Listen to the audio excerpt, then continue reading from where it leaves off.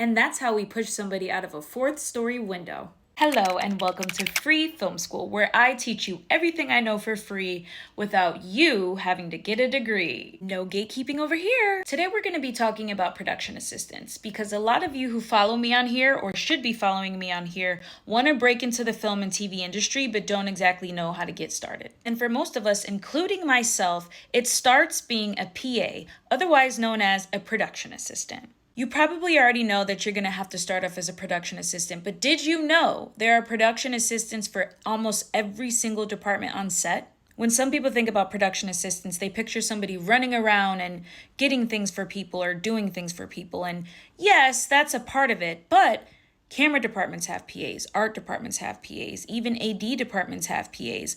Pretty much every department on set has a PA of some sort. So if you say, I want to be a cinematographer, I want to be a DP, but I don't know how to get started, I'm going to say, you should be a PA, a camera PA, because yes, you're going to be getting things for your team like batteries and pushing carts and, carrying equipment, etc., etc.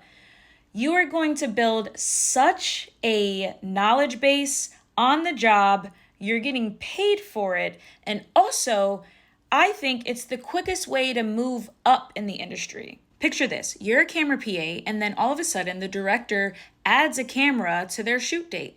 They're going to need people to operate that camera and then they're going to need ACs for that camera. So everything could get shuffled around and you might get bumped up to be a second AC. They might bring on another camera PA and then you get bumped up to be a first AC and then you get bumped up to be C cam, B cam, A cam operator and then boom. You are next in line to be a DP. And that goes for every department, from the writer's room who has writer's PAs to the AD department who has set PAs. And once you've worked a certain amount of days as a PA on set, then you're eligible to join a union, to get pension, to get health insurance, and of course to work your way up in the union to be whatever it is that you want to be. Some people pay a lot of money and suffer through a lot of years before they learn that you should keep every single call sheet, especially if you worked it as a PA, so that you can keep track of how many days you worked and also have proof to submit it to whatever union or guild that you're interested in joining. My first PA job was working on the first episode of Station 19. Yes, the pilot episode. I was a PA. We were shooting in a live location in downtown LA. I was in charge of locking up the set, making sure people walking on the sidewalk didn't walk over to the street where we were shooting. And then there was this scene where a couple of people fall out of a window.